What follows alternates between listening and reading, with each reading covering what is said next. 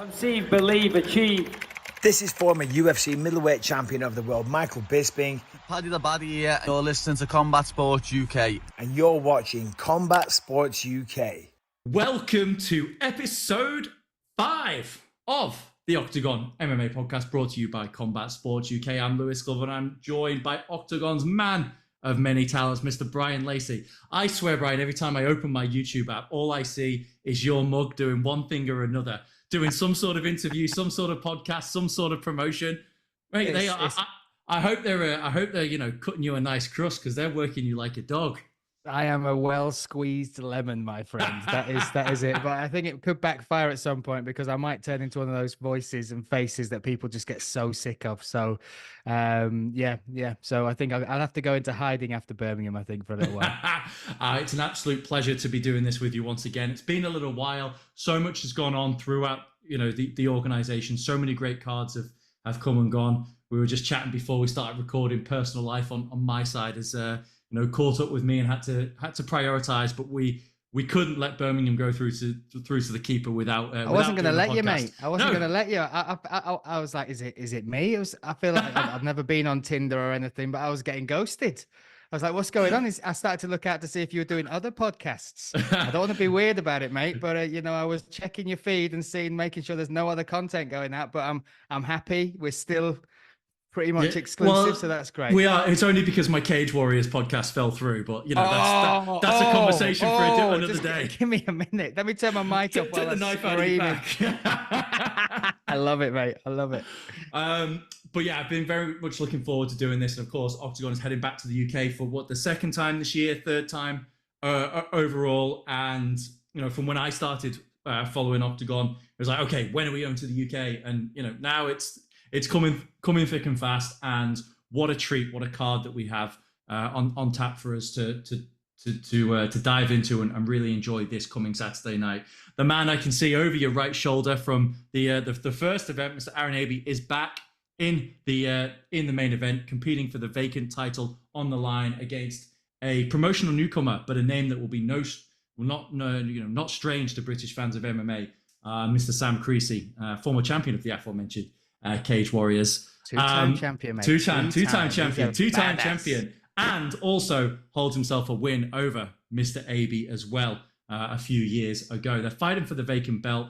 This one has got, this has got banger written all over it. Two guys who want to prove themselves as the number one flyweight in the UK. And yeah, I'm very much looking forward to this fight. Oh, it's superb. And I've got to tell you, because the journey with AB has obviously been well documented from the fight in Manchester.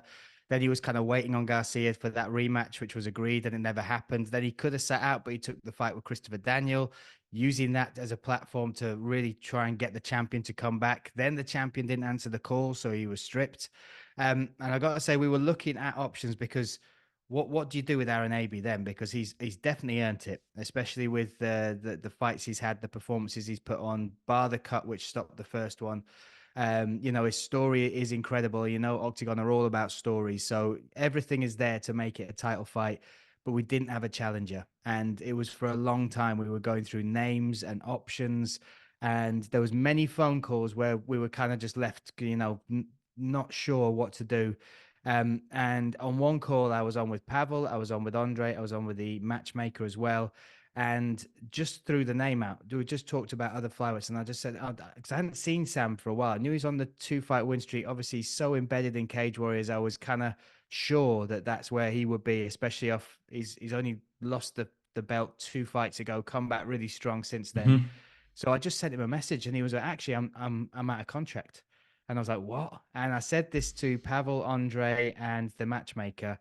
And it was because we bounced names around before, and some of us liked it and some of us didn't. It was unanimous. When you look at his records, we all knew him. We all knew of his profile. We all know how good he is, that pedigree that he brings in. He's on that win streak. And it was, again, it was kind of like a little shot just to see what we could make happen. And it came around very quickly. He signed with us, and we offered the fight to AB. And this says a lot for AB, because even AB talks about that first fight and says it wasn't even close. He took me down 12 times in that first fight. And AB just snapped our hands off. He was like, "This is what it's meant to be." And Creasey, for him, it's a new stage in his career. I feel like he's been overlooked by bigger promotions before. I don't know why. He, for me, is formidable. He is good everywhere. He's a great personality, an outstanding fighter in the cage. His skill set is matched by his fight IQ. So, and then you look at the accolades he's got. So I didn't know why he hasn't been snapped up before. But now I can see in his eyes that he sees this as a chance to be a two promotion world champion, and not just any belt. This is the biggest belt in Europe, the Octagon flyweight title. That's, when you look at it and what that would mean at this stage of his career is something special. But then when you look at Aaron Abbey and that fight they first had, it was 1 year after he came out of remission. His body was still not fully recovered, and he doesn't make these as excuses. He was in there, he was fighting, he felt good, but at weigh-in day, he was drinking and eating foods to put weight on to step on the scales.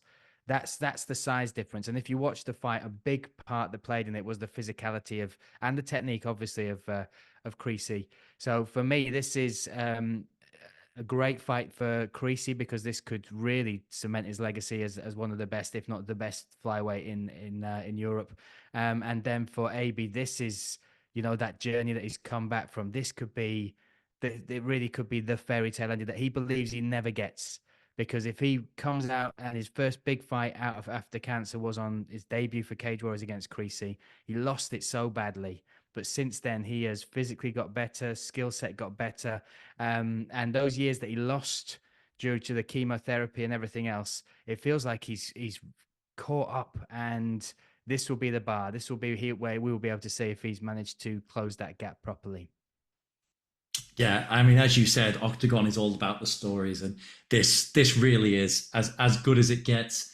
I think a lot of us as fans of Mr. Abbey were hoping that he would get his, I guess, personal redemption against Garcia. That didn't come to pass, but he certainly gets to fight for redemption in the form of Sam Creasey as well. What happened with the with Garcia? Do we know anything at all? Because I was blown away. I just popped up. It was like, oh, it was I think it was Pavel did a video. It's like, yeah, we've decided to strip Garcia. I was like, what is going on? Yeah. So he was offered the fight for Newcastle and he didn't take it again. There was other factors and some of them were fair enough. The quick turnaround. There were a number of things that were legit that you could go, okay, sure. Yeah, you don't have to jump straight back in there. But the second time round, and it was Andre as well who said it in one of the press conferences, we've offered him one, we're going to offer him it again. You can't say no to me twice. And it just I feel like he was waiting. First of all, I think that first fight, there was a lot that he didn't enjoy in that experience with Aaron Abbey in the cage. Sure. I genuinely think if you look at that fight, that was the best performance I've ever seen Aaron give against a top contender, So I think that might have played a factor. And I think, with a win like that and getting the belt around you, a lot of fighters, and it's fair enough, this is the journey they're on. They're looking at the what's next, or can they get to this big show? He carries that Pettis blood in him as well. So there's that whole legacy. Mm-hmm. So I think he was waiting and not wanting to ruin his chances of maybe getting a shot, whether it be through the Contender Series or whether it be another route. And again, it's a tough fight against Aaron Abbey. And this, as much as I would love to have seen it, I get it from his side. I'm still gutted. I'm a bit disappointed that he didn't take it. But this is such a fragile journey. We've seen fighters who are that close to getting, the big checks and the big money, and then they do something or something happens and it all disappears. Yeah. So I get that. But again, with AB, he's let it go. It doesn't matter what I think. It doesn't matter what you think. Sure. He's at peace with it because he feels like the performance he gave against Garcia was good enough that warrants that he is the top dog as it stands in Octagon, the one that everybody's been looking at carrying that mantle for flyweights. And now it's an even bigger challenge. this for him, I can see it when I've spoken to him. This is a mountain for him, and he is excited. And I spoke to him yesterday, and sometimes I speak to him, and he's again with the weight cut and everything. It's quiet on fight week. I couldn't shut him up. It was just, and I loved it. I loved it, and that's a sign that he's up for this. So we got a whole new page to turn on this, and on Saturday night, the next chapter of that flyweight division will continue. It's an absolute ripper of a main event. So yeah, just to say as well, I'm sorry, I'm talking because of AB, but if anybody wants to check something out as well, we put out two, I think today or tomorrow. So when this goes out, it'll be out. We've got 2 interviews with Sam and with AB. The AB one, I did it, and I know him, and I struggled through it. It is so emotional. We took him to Birmingham for a media day, and it was the first time he'd been back in that city since he had the life-saving operation.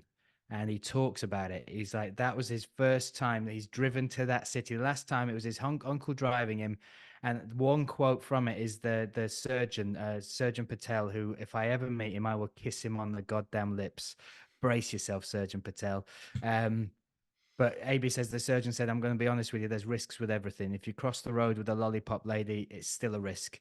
He said, if you cross the road without a lollipop lady and it's a dual carriageway, it's a risk. He said, tomorrow when we do the surgery, you are going to walk across a busy motorway with a blindfold on. And he said, I can't promise that you will get round to the other side. So you got to think about that for what he went through and not knowing what he would face or if he'd even wake up in that city again. So that, again, as you think about the chapter and the story of Aaron AB, it brings it all around and it sprinkles another bit of what I feel like is...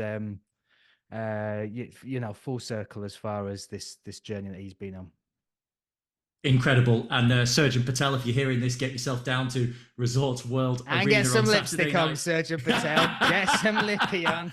I'm coming in hot. seat for you and a couple of smooches as well.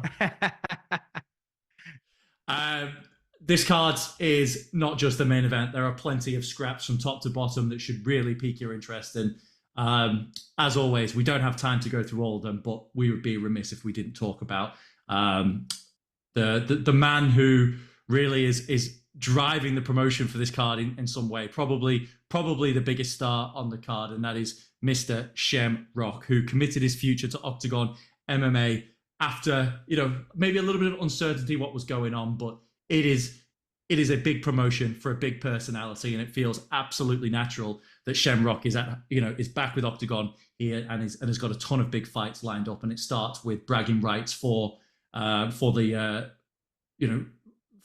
versus South against Stefano Catacoli here, representing GB Top Team out of London versus Shem Rock fighting out of Liverpool. This is going to be a great fight. And again, you sat down at length with Shem. So what's his mindset like? How's he feeling? And how is this fight going to play out? And what challenges does Stefano present to him that that he's got to be careful about? Yes, as far as where Shem is, he is itching. He is itching to get back in the cage. It's almost a year now, which is ridiculous for him. Yeah, what we're looking at, 10 months or something like that since he last fought. And he's not getting any younger. He's in his prime. He's in a promotion which is shining a big light on him. There's good fights from there, and he's been sat on the sidelines, so he's itching. So again, I've seen all the talk and the face-offs and everything between these two, but I think he's going to keep it pretty calm as we get into the face-offs towards that to make sure he gets to the fight. The big one for this is he's on his way to featherweight. So he's at 68 kilogram catch weight, Shem weight as he is calling it. And, he struggled with lightweight both times in his OKTAGON fights. So for me, part of this battle and part of the story is, can he make that weight and can he make it safely and healthily? And can he, because if he can, and he can balloon up, in the words of Andre Novotny, if this guy can get to featherweight, he will be a monster. And that's where he's heading. The size of him, the skill set, just the persona, even the demeanor in the cage is something that many people crumble before they get there. However, he's going up against his polar opposite. Stefano Catacoli is quiet, reserved. He does his talking in the cage. He's seen, and again, he trains with Brad Pickett. They've seen something that they believe that they can, and in their words, expose Shem Rock. They think he's overrated. And I say that from Catacoli. That's a quote from him. He believes he's overrated. So there's a glint in his eye, and he is the only man that signed the contract to fight him, because I know that there were others offered, and I'm talking about some big names that got offered this fight, and they said no to fighting Shem Rock. So Katakoli asked for it, he's taken it, and if he wins this, it catapults him. Everyone will know his name after this. Like literally in that division, if you beat Shem Rock, the champion will know you. Right now, they don't know who he is. But if he beats Shem Rock, then the champion, the rest of the division, the top 10 will all know who Stefano Katakoli is. So everything to gain for Katakoli, lots to lose for Shem Rock. But again, when Shem is in there, he can make some spectacular things happen. That is certainly true. So Shem currently ranked at lightweight, but the intention from him is to use this as a bridge down to featherweight and I guess assault the rankings at 145 pounds moving forward. He says to me as well, he's not that bothered about the title. And he said, I'm weird like that. He said, I'd rather have the big fights. Let me fight Bookinger. That's what he was saying, because that's, you think about the legendary status and still how good Bookinger is. Yeah. He wants to stand across the cage in all respect against somebody like that. There's plenty of other names out there as well. Obviously, Cater is a champ, but he's tied up in the lightweight tip sport game changer at the minute. Mm-hmm. But there's so many good fights for him down there, and big shows to be on. He wants to be on the stadium shows. He wants to be in Prague. He wants to be in Frankfurt. And if he puts on big performances, it's going to be hard to deny him.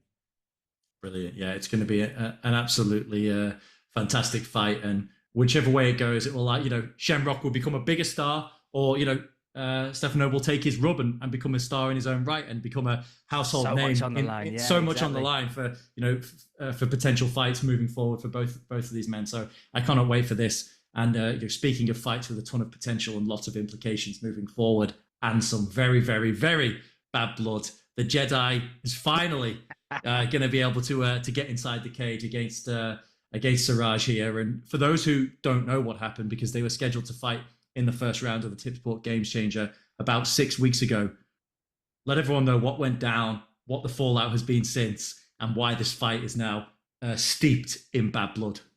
Yeah, it was one of the most insane weekends I've ever been part of in MMA, and I've been in some crazy ones, but this was set, and right from the off, Akonne has got this thing where there's no being friends. Like, a lot of fighters are about respect and they'll shake hands, and it's, hugs before the fight, high fives during it. There's none of that with Akonne. It's just how he's built. It's how he switches on to do what he does. And when you look at his record, 7 wins, 7 finishes, you can see it works, right? You can see that. So these two bumped into each other in the airport. Now, Siraj is the opposite. He is that respectful martial artist. He comes from a war-torn country where violence and death and everything else is, it's just a heartbeat away. So he respects the honor and that way of competing against another man. And they just butted heads. But on the other side of Siraj was Reza Madadi, who is, I know him pretty well. And you don't push those buttons with Reza. That is the problem. He's got a line that it's not very far. Like most people, you could take the line quite far, but Reza is a man who doesn't like to get disrespected. And there was some back and forth. I think Akonne thought he was kind of getting into the camp, so played a few mind games, started attacking coach like verbally, and what it led to was a physical altercation where Reza, basically the coach and one other of the team of Siraj, jumped Akonne on the way out. So that fight got scratched. It looked like it wasn't going to happen, and they finally figured it out to make it happen here in Birmingham. But because of that, now Akonne's in his home city. He's fighting, a stone's throw away from where he grew up, the gym he trains from, and now Siraj is coming to that enemy territory. So it's huge. It is huge. Without a doubt, for me, it's the most anticipated tip sport game changer fight of the 2 seasons because of what has happened. So, yeah. Yeah, absolutely incredible. And, Reza's nickname when he was a fighter was Mad Dog. So Mad Dog. Yeah, you don't mess with Reza like that. He's a mad legend. And I've had a lot of good times and good talks, and I've seen him do some great things. But his boiling point is much lower than most humans.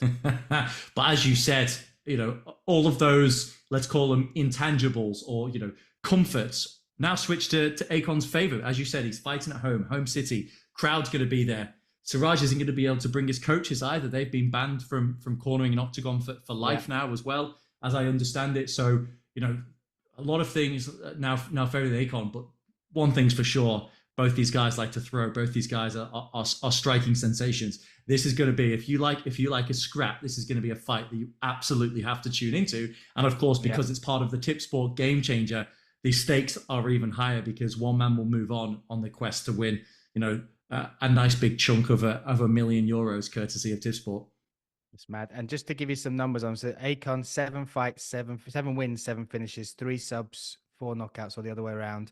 And then Siraj is 9 wins in MMA, 8 finishes, 8 KOs, 58 wins, I think, in kickboxing and Muay Thai, 31 by knockout. That's in big gloves. He's knocking people out in big gloves. So yeah, for me, it's going to be who can manage the emotions, because they can both stop each other at any time. Certainly, this one is going to be tremendous. There's so many more fights on this card that we could talk about, but there's just a couple that I want to highlight before we wrap things up here. Everyone's favorite trash talker, Mr. Frimpong, Denis Frimpong, is back, and he's had a very, very nice face-to-face with Callum Mullen in the build-up to this. Callum Mullen's had a couple of fights in Octagon that didn't go his way. He's got an opportunity to come back, and he's certainly wants to prove that he belongs at this level. And Frimpong is a big, big name in Octagon MMA. If he's able to get one over here, it will prove that he truly does belong in Octagon. On the other hand, Denis the Menace is no easy out for anyone, and he's proven that he's got an electric skill set. What are your thoughts initially on this particular matchup? Yeah, for me, it's fascinating. So Frimpong physically as well is a big thing to deal with, quite literally, in the cage at lightweight. He is tall. He's very jaggedy. He's got lots of sharp things to cut you with, elbows and knees. He's game as hell as well. He's got an iron chin, never been knocked out, only been knocked down once, and that was by Bo Gavin in the Challenge Series.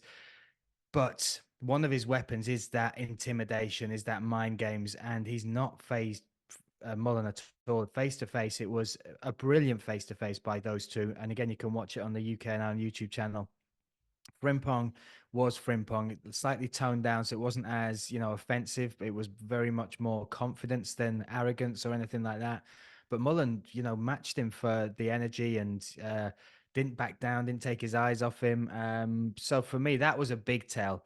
Mullen is coming up in weight though, and that is always big. Size matters, and Frimpong is massive. He is huge. He hit, outside of the Yan Cherokee fight, he went on holiday with one of his friends and their kids, and I think he hit 94 kilos, and he's going to be back down at 70.8 by the weekend. It's mad. So he's a big dude, but Mullen is game as hell. He's bringing the Bradford Army. So for UK fans, especially ones that know the regional scene and that have seen these two come up, it's not a matchup many people were expecting, but now we've got it. I think it's a gem, and I put it on my Instagram. I said this could steal the whole fucking show, and I reckon it could. Absolutely. And one last name I want to put out there, the guy that on this card that arguably has the highest ceiling of anyone. His talent is astronomical, and he's handled the transition to the pro game like a seasoned veteran. He is a gentleman in and outside of the cage, and that is Mr. George Staines. He's taking on Tomasz Cyganiak, and yeah, it's going to be great for him to be able to compete once again in the UK after some time off. So I'm expecting to see leaps and bounds improvement from George in this one as well. Yeah, he's made changes as well, so he's got that good, and all respect to it. There's the gym in Hull that he trains at, and he'd bounce around a couple of other gyms, but that was kind of his base. Now he's moved full time to Next Gen, which I think is a great move. I think when you look at the bodies, and in particular around those weight classes, the featherweights, the lightweights, the bantams, the welterweights, the array of skills you've got in there, from amateur to professional, the people that are from, the regional scene all the way up to the UFC, Octagon fighters. Again, there's a fair few prevalent in there. Jake McHugh, Shem Rock. So you've got, I think he is now in a place where it's hard to call him a rough diamond because he's so good. But I feel like over the next 12 months, particularly because he's even talking about moving to Liverpool, which is huge. He is whole through and through. He loves it. The first thing we were talking about when we were doing an interview with George Staines for the Octagon Challenge, he just told us how much he loves Hull. he just went on and on and on about how great the city is and how it's misunderstood and how he loves being there. So you can see now as he's getting into this spotlight and the challenges are going up, that he is making those decisions, and that I'm excited to see. I think he's had a good break, and we'll see what he brings. But Siganik is phenomenal. He is a good amateur record, a striking background. He's fought in Muay Thai, kickboxing as well. Pressure fighter, which again, if he's greedy, then George will exploit that. But if he's clever, then he can use it to time George's takedown attempts, because we know what George is going to want to do. So I think this is a fun one, and it's another test for George. It will also, I think, for the Slovak market, introduce George Staines to the Czechs and the Slovaks, and vice versa. If Siganik makes it past George Staines, that no one on the UK scene has been able to do that. If he does that on UK soil, that's a big statement for him as well. Absolutely, he brings a wealth of experience, and let's be honest, he's a grown ass man as well. So this is going to be a trains great... with trains at Spartacus Fight Gym as well. So he's training with monsters, absolute monsters over there. And if you've ever been or followed them and watched some of their sparring, it's hardcore. So very, very seasoned young man that will be facing it. Absolutely. This is going to be a tremendous fight card. It all goes down on Saturday night in Birmingham. And where are you going to be, mate? I'm actually going to be in Greece. But I will be watching, no doubt about it. I will be watching. Allowed. As long as you're watching. No, I will be watching on Octagon.tv. Don't make any mistake about it. But if you are in the UK, you can watch it on the Channel 4 streaming app or on DAZN as well. And for those around Europe who have a DAZN subscription, you'll be able to tune in. It's going to be an absolute banger. But Bryan, before we wrap things up, there's been a couple of monstrous announcements from Octagon in the last few weeks, maybe. Just check my notifications, mate. Nothing here. Nothing there. Here. What have you heard? I just want to get people excited for what's coming later on in the year. Some of the shows that we're going to be talking about, some of the monstrous stadium shows that we're going to be looking at on the continent. Because if you haven't heard about them, tell the people what's going down. Oh, mate, it is phenomenal. So Frankfurt. Well, let's talk about Czech Republic first of all. June 8th, we're doing our first ever football stadium. That will be the Eden Stadium, which will see 27,000 people gather for Attila versus Carlos Vermola 2. The rematch of the century as it's been billed. The Tip Sport Game Changer fights are on there. We've moved from the O2 because we've outgrown that to this one in the summer. So we've kind of merged the summer show, and 27,000 people, and it's almost sold out already, which is unbelievable. So I thought that was a good year. And then they came to me and they were like, could you just check over this promo? And I was looking at it, I was like, that's for Eintracht Football Stadium, which is where it all began in Germany, the city of Frankfurt. And on October 12th, we will be entering that stadium and attempting to put 55,000 bums on seats. And I can tell you the pre-sale already, as in the register of interest, we will hit that. And that will mean, from my understanding, we'll become the first ever European show to do 2 football stadiums in 1 year. 27,000 seats June the 8th, and then 55,000 seats in Frankfurt on October 12th. So it's massive. And it means the next card in Frankfurt, which is the one after Birmingham on May the 4th, is huge, because you've got Christian Eklund on that versus Miroslav Brož. And Eklund's already been called out by Jungwirth, who arguably now is almost surpassing him as a star in MMA over there. But if Christian Eklund beats Brož, then it has to happen in Eintracht. And if we see Christian versus Christian in front of, then I think we could sell double that just with the following both those guys have got. So yeah, mega. Absolutely. If you are, you have to come to them. You have to come to them. Come on. They're in my calendar. I'm moving things around. I'm making things happen. But if you are in the UK, have a look at what is happening on the continent, and it will come to the UK eventually. So you want to be there in the beginning. Get your ass down to Birmingham, to the Resorts World Arena, and make sure that you're there for one of the first shows in the UK. And you can say I was there, and you can watch it grow and take over the UK market as Octagon is doing with the continent. So much to look forward to, and it all starts with Saturday night.